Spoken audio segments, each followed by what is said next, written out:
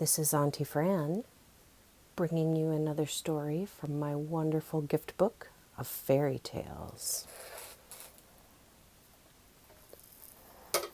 And this is the tale of Sinbad, the sailor. The luckiest children in the whole of Baghdad were the grandchildren of Sinbad, the merchant. It was well known that he was the greatest storyteller in the city. In the evenings, the children would sit enthralled as he told them of the great adventures he had experienced as a young man. In his youth, Sinbad had been a sailor. He owned ships in which he carried his merchandise over the 7 seas to faraway lands. Many strange and wonderful sights had met his eyes, and many exciting things had happened to him. Sinbad's daughter often complained that it was almost impossible to get the children to bed. So spellbound were they by their grandfather's tales. If the children were asked which of the 7 voyages of Sinbad they found the most interesting, they would find it very difficult to choose one. One might say that the time when their grandfather had mistaken a giant whale for an island and disembarked onto it from his ship was the best story of all. The whale had carried him away on his back, and Sinbad would have surely drowned had not the whale cast him onto a small island. This island was the one on which Sinbad had found the silver horse which belonged to King Mirjan, who had later helped Sinbad to return to Baghdad on the very same ship on which he had set sail months before. Then there was the adventure of the Island of Giants. Here Sinbad nearly lost his life. The island was inhabited by terrible giants and dwarves who were extremely ugly and wicked. The sailors were all terrified of them. The dwarves captured Sinbad's ship, but he and some friends managed to escape and find their way to a huge palace with gates of blackest ebony. This palace was the home of the giants. The biggest giant captured Sinbad and his companions and began to fatten them up, but Sinbad refused to eat anything. In due course, one by one, his companions were devoured by the giant, but the thin Sinbad and one of his friends escaped. This was by no means the end of that story, for they had escaped from one danger into another just as horrifying.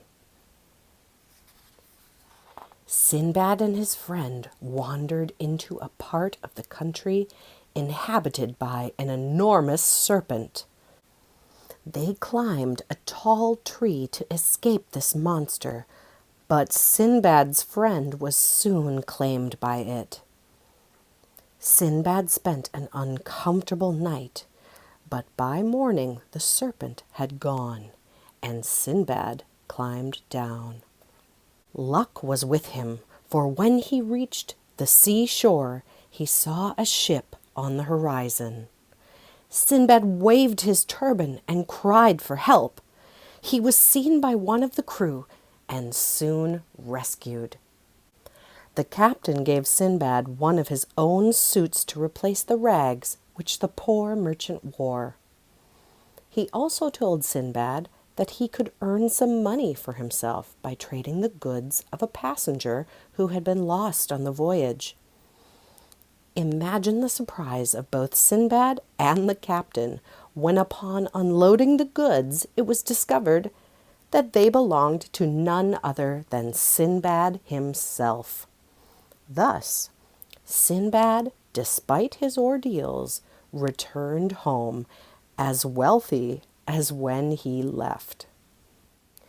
Another adventure that Sinbad described to his grandchildren was the one in which he visited an island inhabited by cannibals. In this story, all Sinbad's friends reached an untimely end, and he alone escaped to a place where he was welcomed by all the people and became a friend of the king himself. In this land, the people rode their horses bareback. Sinbad became wealthy by making bridles and saddles for the horses. Neither of these things had ever been seen in this land before, and soon became very popular. After some time, the king arranged a marriage for Sinbad to one of the ladies at the court. It was not until his wife became very ill that Sinbad learned of a terrible custom of that country. If a wife died, her poor husband was not allowed to live, but was buried with her. Sinbad, afraid that his wife might die, was once more forced to escape. He eventually found a ship upon which he embarked. This ship traveled to many places, and Sinbad soon became wealthy and returned home. A favorite story was that of the Old Man of the Sea, which the children turned into a game. The strongest boy, Tariq, took the part of Sinbad, and the others took turns being the Old Man of the Sea. This way they all got a ride on Tariq's back, for the Old Man of the Sea was known to climb onto men's backs and force them to carry him around until they died of exhaustion. Sinbad had carried the old man for several days. One day he filled an empty gourd with juice from many grapes. This he left in the sun for a while. Then he offered the drink to the old man. The grape juice was strong and made the old man drowsy. He slipped and fell, hitting his head on a sharp stone. He lay without moving, and Sinbad, seeing that he was dead, hurried away. On his way to the seashore, Sinbad encountered some people behaving very strangely. They were throwing lumps of clay at a multitude of monkeys high in a group of palm trees. Their action was made clear when Sinbad saw the angry monkeys retaliate by throwing coconuts at the people below. These coconuts were soon gathered into bags to be sold at the market. Sinbad collected enough to pay a ship's captain for his passage back home. The adventures Sinbad most often spoke about was when the Caliph sent him back to King Mirjan with an important letter. Sinbad's ship was attacked by pirates, and Sinbad and the crew were captured and sold into slavery. Sinbad was bought by a wealthy ivory merchant. His job was to shoot as many elephants as he could, for the tusks were very valuable. Sinbad would climb a tree and aim his bow and arrows as the elephants passed beneath. One day, an elephant bigger than he had ever seen uprooted the tree upon which he sat and carried him away. He was taken to the hill of the elephants, where old elephants went to die. Here among the bones were many tusks. With these, Sinbad bought his freedom and returned home even wealthier than before. Each of these stories impressed Sinbad's grandchildren, and they never tired of hearing them. They told the stories to their own children when they were grown, and they in turn were as enchanted by them as their parents had been. Strangely enough, the story that was most often told was the one Sinbad had least liked to tell. The family all knew that he remembered it well, for he would pick up a large, shimmering diamond from a shelf, and he would look a little afraid as he held it in his hand. It was all that remained from the most frightening adventure of all. During his second voyage, the ship Sinbad was embarked upon touched on an island which looked like a paradise. Fruit and flowers grew in abundance. The crew and passengers wandered about sampling the fruit, and Sinbad, who was tired, decided to rest in the sun under a shady tree. He must have slept for some considerable time, for when he awoke the stars shone in the night sky, and the ship was gone. Sinbad was alone and stranded. There was nothing for it. At daybreak, he would have to begin searching for a way off the island. He passed a troubled night, and in the morning set off to look for some sign of human habitation. After walking for some time, he came upon an extraordinary object. It was huge, white, and smooth. Before Sinbad had time to examine it, the sky was filled with the beating of mighty wings. A great shadow fell upon Sinbad, and looking up, he beheld a terrifying sight. It was the largest bird he had ever seen. Sinbad had heard tales of these giant birds. He knew that this must be a rock, and that the great white object nearby was its egg. As the bird alighted, Sinbad had an idea. He unwound his turban and attached one end of it to one of the rock's legs, which was almost as wide as the trunk of a palm tree. Clinging very tightly to the other end, Sinbad waited for the giant bird to fly off and carry him with it. At last the bird took to the air. They flew a great distance and finally landed on a high crag. Here Sinbad untied his turban and scuttled out of the bird's sight. After a while, he emerged from his hiding place and surveyed his surroundings.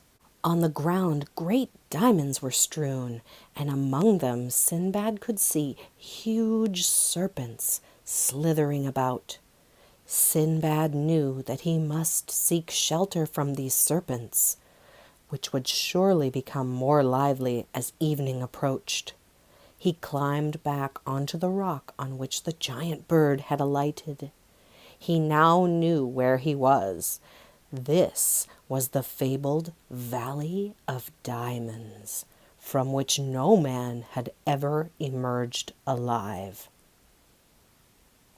Sinbad was beginning to feel that all was lost when something hit him on the head. It was a piece of fresh meat. Sinbad remembered that he had been told of merchants who gathered diamonds from this terrible valley. Fresh meat was thrown over the rocks into the valley in the hope that some of it would stick to the diamonds, as it was known that giant eagles picked up the meat and carried it to their nests. The merchants then collected the diamonds from the nests and sold them for vast sums of money. Here was a way for Sinbad to escape. He filled his pockets with the biggest diamonds that he could find, and then went in search of a large piece of meat. He soon found a piece almost as big as himself. He wrapped it around his body and secured it with his ever useful turban. Then he lay quietly and waited. Before long he heard the beating of powerful wings and found himself being once more lifted into the air. The flight was short, and he was soon dropped into what turned out to be a huge nest. The eagle began to peck at the meat in which Sinbad was wrapped, but before it could make a meal of him, it was frightened off by loud shouting. Sinbad looked to see what was happening. Men armed with clubs were scrambling over the edge of the nest. They were amazed to find Sinbad in it. When they heard his story, they were even more surprised. He was the only man to have come out of the Valley of Diamonds. Sinbad had no difficulty at all in selling the fabulous diamonds. One of them he kept as a reminder of his adventure. When, as an old man, he sat with the fiery stone in his hand, he would sometimes start, as if he had been disturbed by the sound of mighty wings. Then he would shiver slightly and say to the children, "Enough stories for today. It's time you were all in bed." And that is the tale of Sinbad the Sailor. I love you. Bye-bye.